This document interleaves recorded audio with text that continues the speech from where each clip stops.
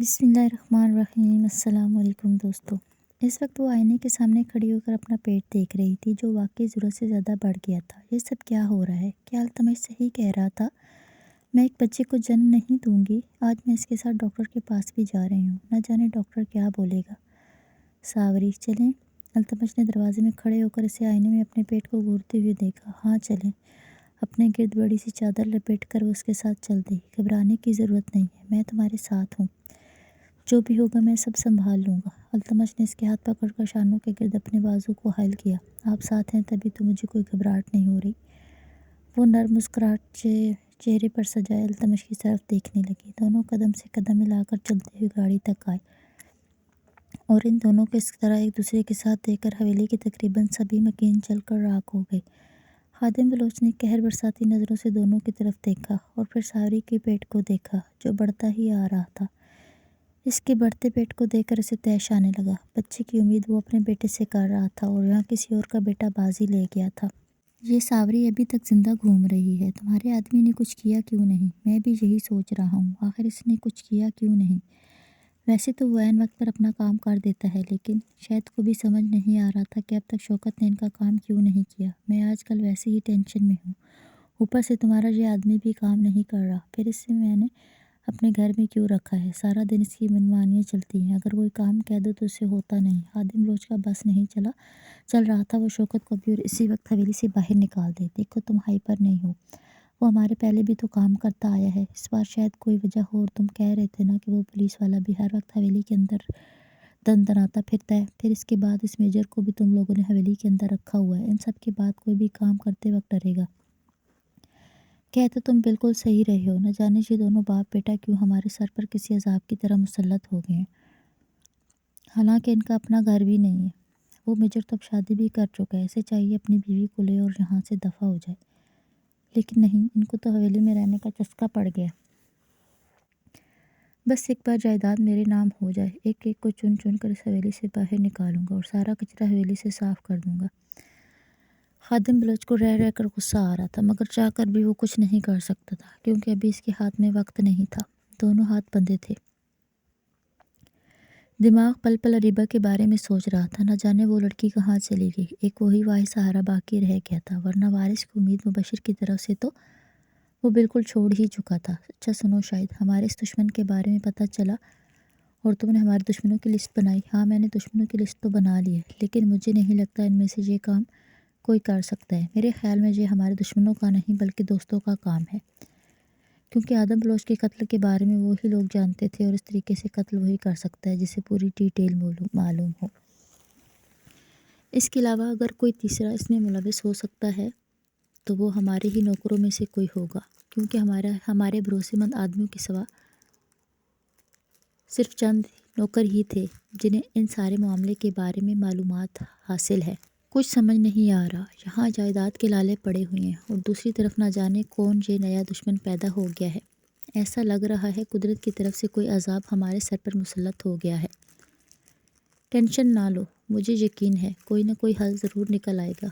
मैं अपने दोस्तों में भी देखता हूँ कि आखिर कौन है जिसे पैसे की हवस हो या फिर हमसे गद्दारी करने के 1% भी चांस हो। कोई 1% भी मशकूक निकला तो हम इसे निकाल कर कटहरे में खड़ा कर देंगे। तुम बिल्कुल सही कह रहे हो, हम बिल्कुल भी रिस्क नहीं ले सकते। कहाँ जा रही हो तुम? तुम्हारे बाप ने कहा था तुम इस कमरे से बाहर नहीं निकलना। तुम इस घर से बाहर जा रही हो।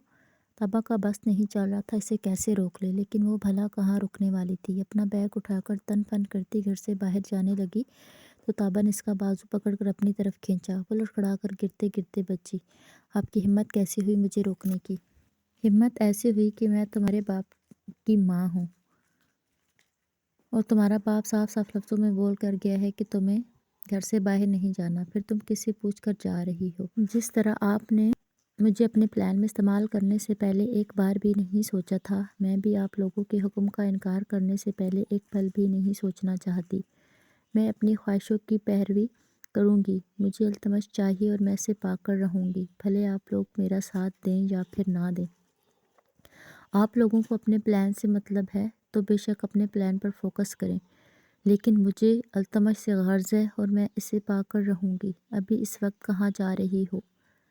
بتا تو رہی ہوں میں اپنی محبت پا کر رہوں گی۔ التمش کے پاس جا رہی ہوں۔ کیا کرو گی؟ وہ تمہیں ٹھکرا دے گا۔ وہ تم سے پیار نہیں کرتا، وہ شادی شدہ ہے۔ میرے سامنے اس کی برائیاں کرنا بند کریں۔ وہ مجھ سے بہت محبت کرتا ہے۔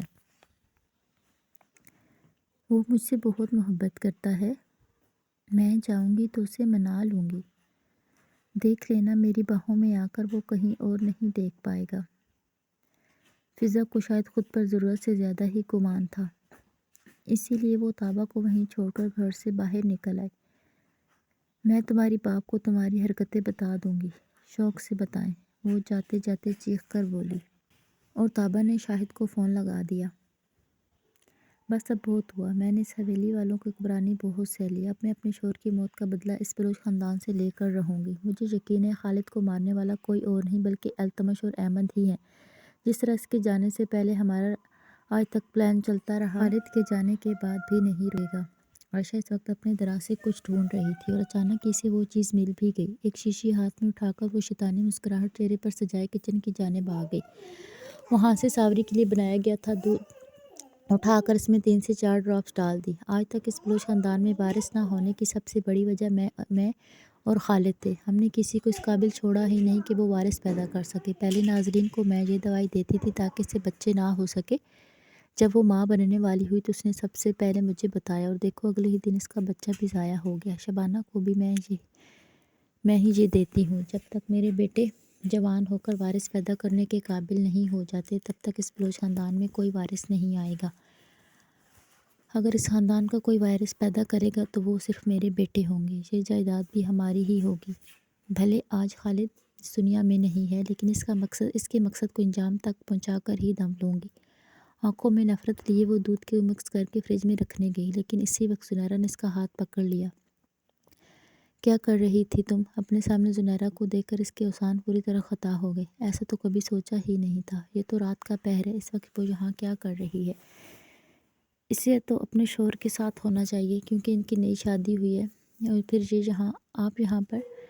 میں بس ساوری کا دودھ بنا کر رکھ رہی تھی۔ کیوں میں یہاں نہیں آ سکتی؟ عائشہ کے ماتھے پہ پسینہ اور ہاتھوں کی لرزاہٹ صاف گڑبڑ کا احساس دلوا رہی تھی۔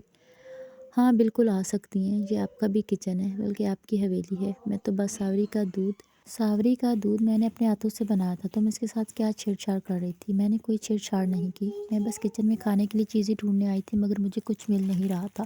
یہ میں نے نکال کے رکھا، پھر میں نے سوچا یہ بچی کا دودھ ہے تو میں کیوں لوں، اسی لیے بس رکھنے جا رہی تھی۔ اچھا واپس رکھنے جا رہی تھی، اور ابھی تم نے بولا تھا تم اس کا دودھ بنا رہی تھی، اور پھر تم کہہ رہی ہو کچھ کھانا تلاش کرنے آئی تھی۔ زنیرہ نے گہری نظروں سے اس کا جائزہ لیا۔ ہاں دونوں باتیں۔ ہاتھوں کے ساتھ اب اس کی ٹانگیں بھی لرزنے لگی تھی۔ چلو چھوڑو اپنے نت نئے جھوٹ اور یہ بتاؤ اس میں کیا ملایا ہے؟ ملایا؟ میں نے تو کچھ نہیں ملایا۔ ایک دم اس نے ماتھے پر چمکنے والی پسینے کی بوندوں کو صاف کیا۔ زنیرہ نے اس کے دوسرے ہاتھ کی مٹھی کو پکڑ کر کھولنے کی کوشش کی۔ کھولو، اس میں کیا ہے؟ نہیں اس میں کچھ نہیں ہے۔ اس کے تو آج ستارے گردش میں چل رہے تھے، آج تو جیسے اس کے سر پر قیامت ٹوٹ کر ہی رہے گی۔ کھولو اس کو۔ مگر عائشہ نے تو مانو مٹھی نہ کھولنے کی قسم کھا رکھی تھی۔ دل مزید دھڑک رہا تھا۔ وہ ان کے ہاتھوں کو پکڑی جا چکی ہے۔ اگر اپنا جرم قبول کر لیا تو بہت برا ہوگا۔ میں نے کہا تم نے ساوری کے دودھ میں کیا مکس کیا ہے؟ آپ کو میرا یقین کرنا چاہیے، میں نے کچھ مکس نہیں کیا۔ ٹھیک ہے تمہارا یقین کر رہی ہوں، مگر اپنے ہاتھ کھولو۔ زنیرہ بھی اسے چھوڑنے کی موڈ میں نہیں تھی۔ اگر آپ میرا یقین کر رہی ہیں تو پھر ایسا کیوں کرنے کا بول رہی ہیں؟ کیوں؟ اگر تم نے کچھ غلط نہیں کیا تو پھر مٹھی کھولنے میں کیا قباحت ہے؟ کھولو اپنی مٹھی اور دکھا دو مجھے اس میں کچھ نہیں ہے۔ میری ضروری دوائی ہے اس کے اندر۔ تمہاری ضروری دوائی دکھاؤ مجھے۔ اتنی تمہاری ضروری دوائی، میں بھی تو دیکھوں تم کس چیز کی دوائی کھا رہی ہو۔ آخرکار عائشہ کو اپنی مٹھی کھولنی ہی پڑی۔ میرے کان میں ڈالنے والے ڈراپس ہیں۔ زنیرہ نے اپنے ہاتھوں سے شیشی کو جپٹ کر چاروں طرف سے دیکھا تو یہ واقعی کان میں ڈالنے والی ڈراپس تھی۔ یہ ساوری کے دودھ میں کیوں ملا رہی تھی؟ اس نے اپنی آنکھوں سے اسے دودھ میں ملاتے دیکھا تھا۔ کان میں ڈالنے والی ڈراپس ہیں؟ ہاں بالکل، آپ خود اپنی آنکھوں سے دیکھ رہی ہیں۔ پڑھ بھی لیں، آپ تو پڑھی لکھی ہیں نا۔ دیکھ رہی ہوں۔ اگر یہ واقعی کان میں ڈالنے والے ڈراپس ہیں تو تم نے یہ ساوری کے دودھ میں کیوں ملائے؟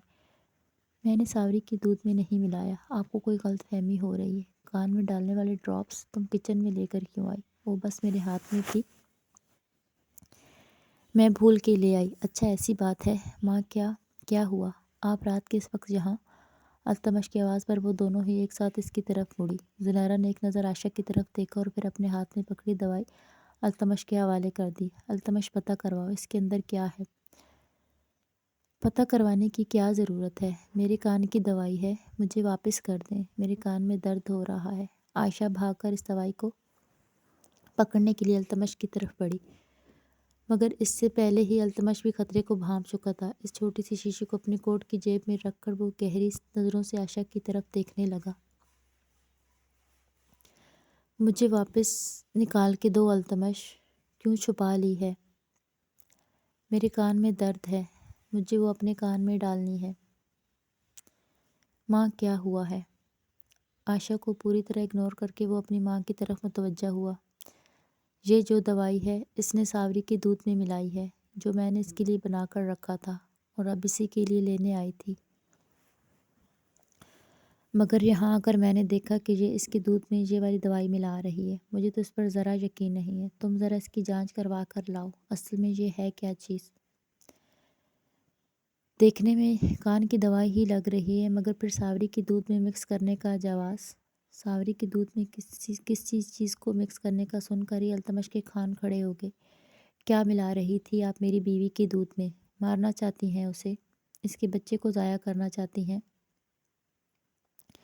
التمش تو جیسے اہم پوائنٹ پر پہنچ گیا اور عائشہ کا مانو سانس ہی سوکھ گیا ہو۔ تم لوگ ایسے نہیں کرو، میری کوئی بات بھی نہیں سنتا، تم لوگ اچھے نہیں ہو، میں جا رہی ہوں یہاں سے۔ اس کا تو بس نہیں چل رہا تھا، وہ کچھ بھی کر کے وہ دوائی لے لے، مگر اب تو یہ شاید ناممکن تھا۔ اب تو اس کا راز بھی فاش ہو جائے گا۔ اب وہ کیا کرے؟ وہ تو بہت بڑی مصیبت میں پھنس چکی ہے، یہاں سے کہیں جا بھی نہیں سکتی۔ میں ابھی اس کو جانچ کے لیے بھیجتا ہوں، بلکہ ابھی عدنان کو دیتا ہوں، وہ اس کی جانچ کروا کر لائے گا۔ میں ساوری کے پاس جا رہا ہوں، اور ہاں ماں، وہ دودھ ساوری کو دینے کی ضرورت نہیں ہے، مجھے اس پر یقین نہیں، بلکہ آپ تھوڑا سا دودھ بھی نکال کر دیں، ہم دودھ کو بھی جانچ کے لیے بھیجتے ہیں، ٹھیک ہے؟ التمش کو دودھ نکال کر دینے کے بعد وہ عائشہ کی طرف مڑی۔ تم اپنے کمرے میں جاؤ، تمہارا فیصلہ تو جانچ کے بعد ہی ہوگا۔ زنیرہ نے جیسے اس کے سر پر دو دھاری تلوار لٹکا دی ہو۔ اب کیا ہوگا؟ عائشہ کے ہاتھ پاؤں سن ہو گئے۔ موت سے پہلے موت کا پیغام آ جانا کسے کہتے ہیں، یہ عائشہ کو آج محسوس ہو رہا تھا۔ التمش جاتے جاتے ایک بار پھر اپنی ماں کی طرف مڑا۔ ماں، ان کا دھیان رکھیے گا، عدنان اپنے ساتھ رپورٹس لے کر ہی آئے گا اور ضرورت پڑی تو ڈاکٹر کو بھی لے آئے گا۔ عائشہ کے پیروں تلے سے زمین نکلتے نکلتے رہ گئی۔ یہ سب کیا ہو رہا تھا اس کے ساتھ؟ پہلے کیا مصیبتیں کم تھیں؟ کہاں ہو زنیرہ تم؟ اب تم شادی شدہ ہو، تمہارا شوہر انتظار کر رہا ہوگا، رات کا یہ پہر آنے کو ہے، مگر تمہارا جیسا کمرے میں آنے کو دل ہی نہیں چاہ رہا۔ 12:30 ہونے کے قریب تھے، مگر ابھی تک زنیرہ نہیں آئی تھی اور وہ اس کے انتظار میں کمرے کے اندر چکر کاٹ کر تھک چکا تھا۔ کئی بار باہر بھائی جا کر دیکھا تو کاموں میں مصروف ہی ملی، اور اب بھی کچن میں نہ جانے کون سی پنجائت چل رہی تھی۔ التمش بھی وہیں پر کھڑا تھا۔ وہ یہ تو جانتا تھا کہ وہ فضول وقت ضائع نہیں کر رہی ہوگی، مگر پھر بھی وہ اپنے دل کو کیسے سمجھاتا؟ اس وقت اسے زنیرہ کی قربت کی بے تحاشا طلب ہو رہی تھی، وہ چاہ کر بھی کچھ نہیں کر پا رہا تھا۔ پھر آخرکار اس کا انتظار رنگ لے آیا اور کچھ دیر بعد زنیرہ کمرے میں داخل ہوئی۔ نرم مسکراہٹ اس کے چہرے پر عیاں تھی، مگر احمد کی آنکھوں میں جذبات کی شدت در آئی۔ اپنے جذبات کو قابو میں رکھتے رکھتے اس کی آنکھیں سرخ ہو چکی تھیں۔ نظریں جھکائے وہ بیڈ پر بیٹھا ہوا تھا۔ زنیرہ نے اس کی خاموشی کو بخوبی نوٹ کیا۔ کیا ہوا؟ اتنے چپ چپ کیوں بیٹھے ہیں؟ وہ ڈریسنگ ٹیبل کے پاس آ کر بیٹھی۔ احمد نے اسے ایک بار پھر کچھ پل کے لیے خود سے دور دیکھ کر ایک ہی جست میں اس کے قریب آیا اور اٹھا کر زنیرہ کو بیڈ پر لا پٹکا۔ اچانک ایسی ابتدا پر وہ بکلا گئی۔ کیا ہو گیا ہے احمد؟ ایسا کیوں کر رہے ہیں؟ مگر وہ بھلا کہاں اس کی سن رہا تھا۔ اپنی شرٹ تیزی سے نکال کر وہ زنیرہ کی شرٹ کو بھی نکالنے لگا۔ آنکھوں میں بے جا سختی نمایاں تھی۔ زنیرہ نے حیرت سے اس کی طرف دیکھا۔ یہ کیا ہو رہا تھا؟ جانتی ہو کتنی محبت کرتا ہوں تم سے؟ اس سے پوری طرح خود پر عیاں کر کے اب احمد کو سکون آیا تھا۔ وہ قدرتی لباس میں اس کے سامنے تھی، حسین وجود، اور اس کے نشیب و فراز جب احمد کے سامنے عیاں ہوئی تو اسے کچھ ٹھنڈک ہوئی۔ اس کے وجود پر ہاتھ پھرتا ہوا وہ اپنے ہاتھوں کو اس کے بالوں تک لے گیا اور پھر ایک ہی جھٹکے میں اس کے بالوں کو پیچھے کی طرف کھینچ کر زنیرہ کے چہرے کو اپنے سامنے کیا۔ وہ تکلیف کے مارے سسک پڑی۔ ہاں میں جانتی ہوں، لیکن آپ اس طرح کیوں کر رہے ہیں؟ اپنے وجود کو چھپانے کی کوشش کرتی ہوئے اپنے بالوں کو بھی چھڑوانے کی کوشش کر رہی تھی، جبکہ احمد نے خشمگی نظروں سے اس کی حرکت کو دیکھا اور چادر پکڑ کر دور اچھال دی۔ مجھ سے اپنے وجود کو رعنائیاں چھپانے کا کیا مطلب ہے؟ میں شور ہوں تمہارا، تم کیسے جان سکتی ہو میری شدت کو، میری تڑپ کو، میری طلب کو؟ تمہیں تو شاید میری محبت پر یقین ہی نہ ہو۔ پر شدت ہوتا اس کی گردن پر جھک کر بیوٹی بون پر اپنے دانت گاڑ گیا۔ وہ تڑپ اٹھی۔ دیکھیے مجھے آپ کی محبت پر یقین ہے، تبھی اپنے آپ کو سونپا ہے، آپ کو اپنے وجود تک رسائی دی، آپ کو روح کی گہرائیوں میں اترنے کا حق دیا ہے۔ جب مجھے اپنی روح کی گہرائیوں میں اترنے کا حق دے ہی چکی ہو تو یہ حق ادا کرنے کے لیے تھوڑی دیر پہلے نہیں آ سکتی تھی؟ میں کب سے تمہارا انتظار کر رہا ہوں، جانتی ہو ایک ایک پل کتنی مشکل سے گزارا ہے میں نے۔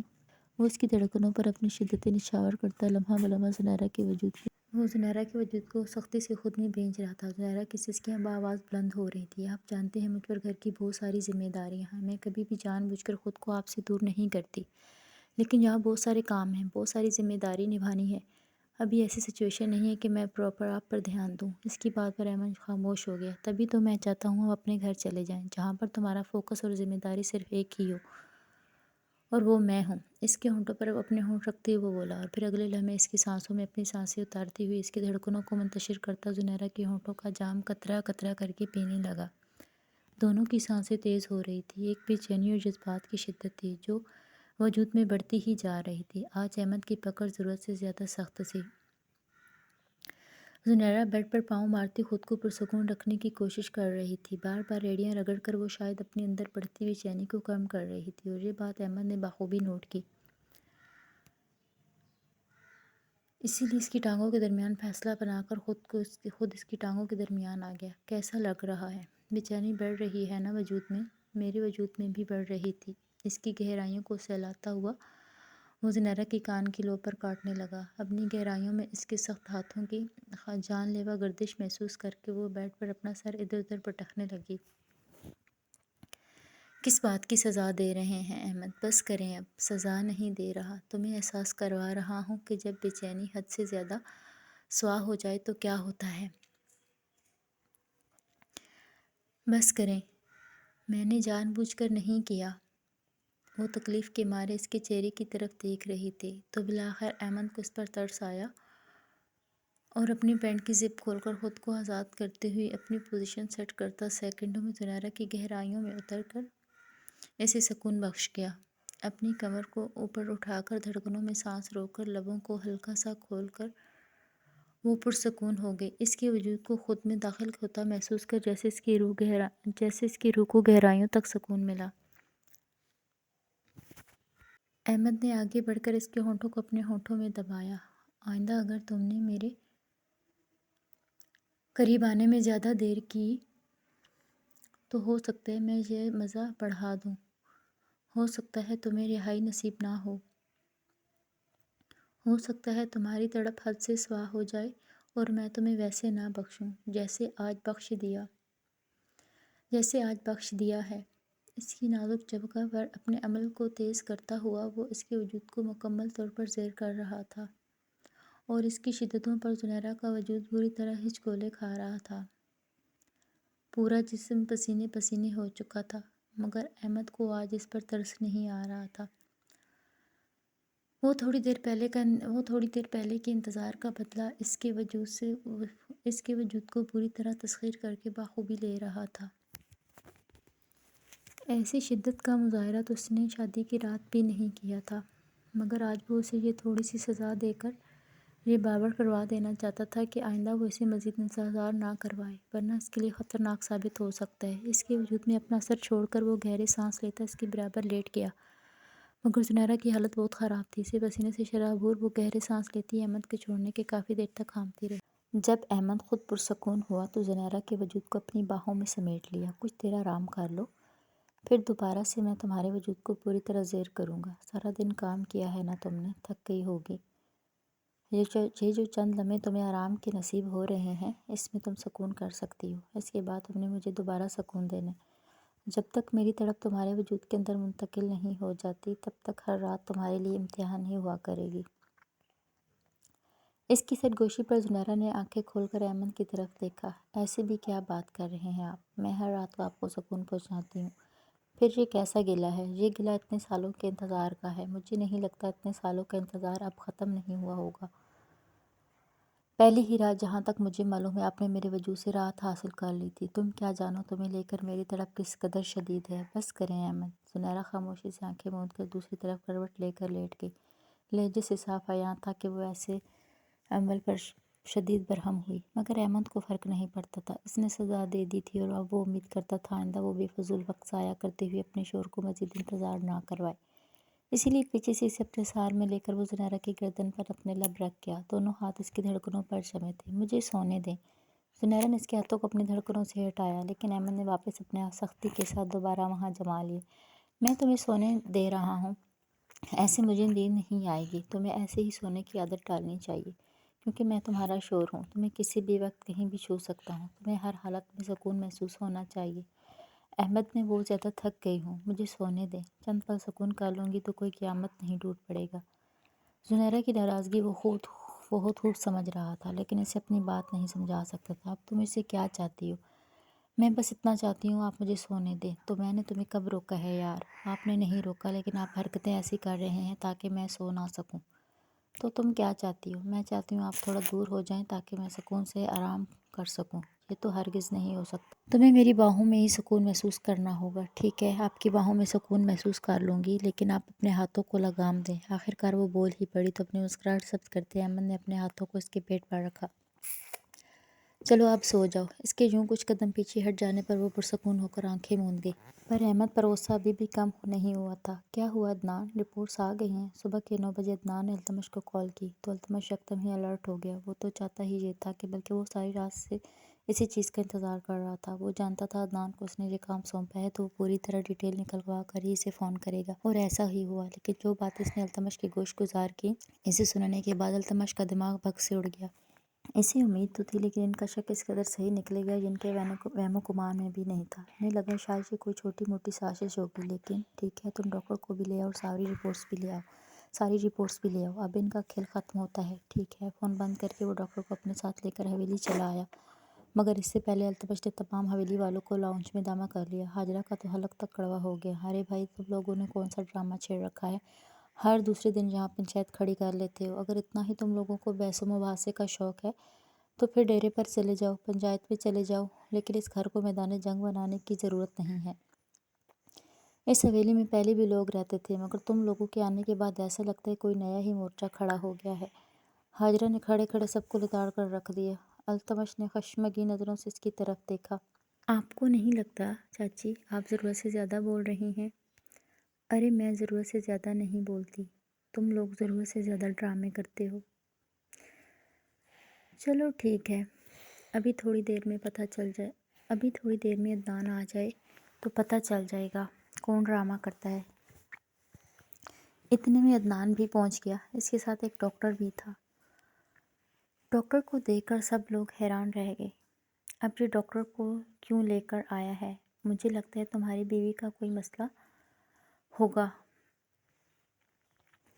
ہمیں اس میں گھسیٹنے کی ضرورت نہیں ہے، نہ ہی ہمیں تمہارے معاملوں میں پڑنے کا کوئی شوق ہے۔ حاجرہ تو اپنے دل کی بھڑاس نکال کر وہاں سے جانے لگی۔ خادم نے اسے کھا جانے والی نظروں سے گھورا تو چاروں نہ چار اسے خاموشی سے وہیں کھڑے رہنا پڑا، اور زنیرہ عائشہ کو کھینچتی ہوئی لاؤنج میں لے آئی۔ چھوڑیں مجھے، کیا کر رہی ہیں آپ میرے ساتھ؟ یہ تو تمہیں یہاں آ کر ہی پتہ چلے گا تمہارے ساتھ کیا ہو رہا ہے۔ آج سب کے سامنے اپنا جرم قبول کرنے کا وقت آ گیا ہے۔ میں نے کوئی جرم نہیں کیا۔ وہ اب بھی اپنی بات پر قائم تھی۔ اس کی فراٹے بھرتی زبان پر التمش نے بھویں اچکائے۔ ٹھیک ہے، ابھی سب لوگوں کو گواہی سے ثابت کروا دیتے ہیں۔ ماں، پہلے آپ بتائیں۔ زنیرہ کو جو پتہ تھا، جو رات اس نے دیکھا، وہ اس نے ان تمام لوگوں کو بتایا، اور وہ شیشی بھی سب کو دکھائی۔ پھر جو سارا معاملہ پیش آیا اور عدنان وہ شیشی اور دودھ لے کر ڈاکٹر کے پاس گیا، اس کی جو رپورٹس آئی وہ خادم بلوچ کے حوالے کر دی، جسے دیکھنے کے بعد خالد بلوچ کی آنکھیں حیرت سے پھٹی کی پھٹی رہ گئیں۔ کیا ہے اس میں؟ حاجرہ بھی رپورٹ پر جھک کے جا رہی تھی۔ پڑھ لو اگر تم سے پڑھا جا رہا ہے تو۔ خادم کا دماغ پہلے ہی خراب تھا، اوپر سے حاجرہ فائل میں جھکے جا رہی تھی۔ میں سب کو بتاتی ہوں۔ ڈاکٹر نے آخرکار اپنی خدمات پیش کرنے کا سوچ ہی لیا اور اس دوا کے بارے میں سب کو بتانے لگی۔ یہ ایک طرح کا سلو پوائزن تھا جسے پریگننسی سے چھٹکارا پانے کے لیے استعمال کیا جاتا ہے۔ اس کا اوور ڈوز ہونے پر اگر کوئی ماں بننے والی ہو تو اس کا بچہ بھی ضائع ہو سکتا ہے۔ اس کے علاوہ اگر یہ دوا کسی کو مسلسل دی جائے تو اس عورت کی موت بھی ہو سکتی ہے۔ یہ سب کیا ہے؟ خادم نے عائشہ کی طرف دیکھا تو اس کے ہاتھ پاؤں کانپ رہے تھے۔ جھوٹ بولنے کی ضرورت نہیں ہے۔ جھوٹ بولنے کی ضرورت نہیں ہے ورنہ جو تم نے ساوری کے ساتھ کیا وہ یہاں پر دہرا دوں گی۔ زنیرہ کو آج بھی ان لوگوں کا ساوری کے ساتھ کیا گیا سلوک یاد تھا۔ یہ سب تم نے کیا ہے؟ ہاجرہ تو یہ ساری باتیں سن کر ہی سکتے کی کیفیت میں آ گئی۔ ہاں میں نے کیا ہے۔ آخرکار عائشہ سمجھ گئی کہ جھوٹ بولنے کا کوئی فائدہ نہیں ہے کیونکہ وہ ہر طرف سے پکڑی گئی تھی۔ مگر کیوں؟ خادم حیرانگی کی کیفیت میں فائل نیچے رکھ کر اس کی طرف بڑھا۔ کیونکہ میری اس گھر میں کوئی قدر و قیمت نہیں ہے۔ حالانکہ میں بھی اس گھر کی بہو ہوں، خالد بھی اس گھر کا بیٹا تھا، لیکن نہیں، ساری جائیداد پر آپ لوگوں کا قبضہ ہے۔ آپ کی بیوی مجھ پر ایسے روب جماتی ہے جیسے میں اس گھر کی کوئی نوکرانی ہوں۔ اکیلی وہی اس گھر کی بہو ہے۔ اس کے علاوہ وارث کے پیچھے تو آپ لوگ ایسے ہاتھ دھو کر پڑے ہوئے ہیں جیسے وارث نہ ہو گیا کوئی زندگی اور موت کا فرمان ہو گیا۔ وارث آ جانے کے بعد آپ لوگوں کے تو ششکے ہی علیحدہ ہوتے کیونکہ ابھی ہی آپ لوگوں کے مزاج نہیں ملتے، اسی لیے مجھے اور خالد کو یہ کرنا پڑا۔ یہ جو آپ کے بیٹے کے ہاں کبھی اولاد نہیں ہوئی نا، یہ سب ہماری وجہ سے ہوا ہے۔ میں ہی نازلی کو یہ ڈراپس دیتی تھی تاکہ وہ کبھی ماں نہ بن پائے، لیکن میری ریگولر ڈیوٹی میں کمی رہ گئی کیونکہ میں بیمار ہو گئی اور نازلی ماں بننے والی ہو گئی۔ مگر جب مجھے پتہ چلا کہ وہ ماں بننے والی ہے، میں نے اس کے دودھ میں اوور ڈوز کر دیا۔ اگلے ہی دن اس کا بچہ ضائع ہو گیا۔ شبانہ کے ساتھ بھی میں یہی کرتی ہوں، لیکن مجھے امید نہیں تھی ساوری ماں بن جائے گی کیونکہ یہ سب میری آنکھوں سے پوشیدہ ہو کر ہوا۔ اگر مجھے اور خالد کو پتہ ہوتا کہ ساوری بھی ماں بننے والی ہے اور وہ بھی اس خاندان کے وارث کو جنم دینے والی ہے تو یہ دوا ہم اس کو بھی دے دیتے۔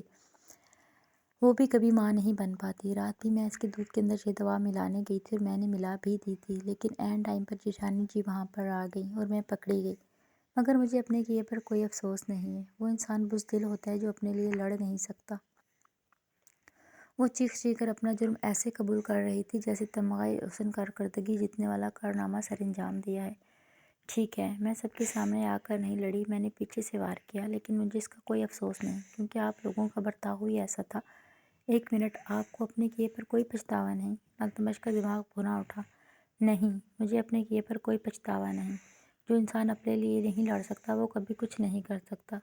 اسے آپ لڑنا کہتی ہیں؟ معصوموں کی جان لے کر آپ کو لگتا ہے آپ لڑ رہی ہیں؟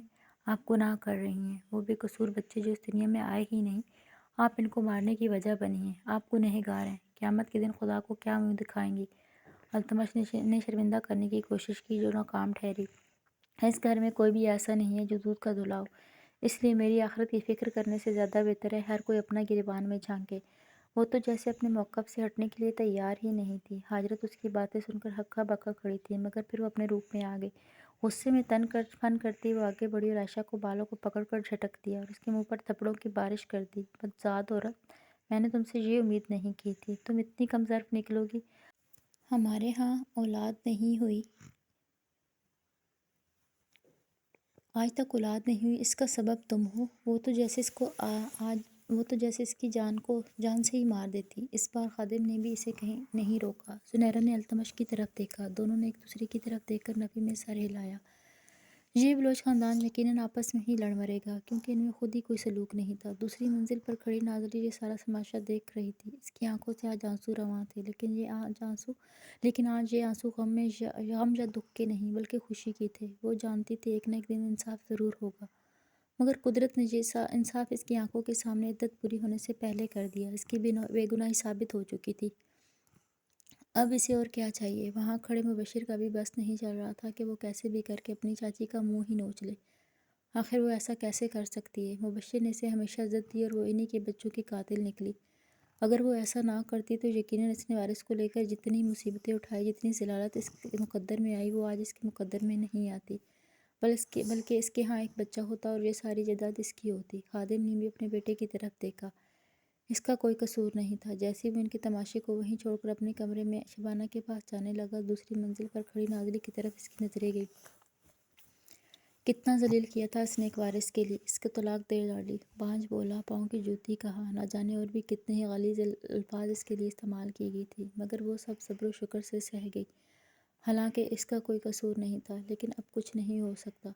اب تو اس کی زندگی پر یہ مثال پھٹ بیٹھتی تھی، پھر پچھتائے کیا ہو جب چڑیا چگ گئی کھیت۔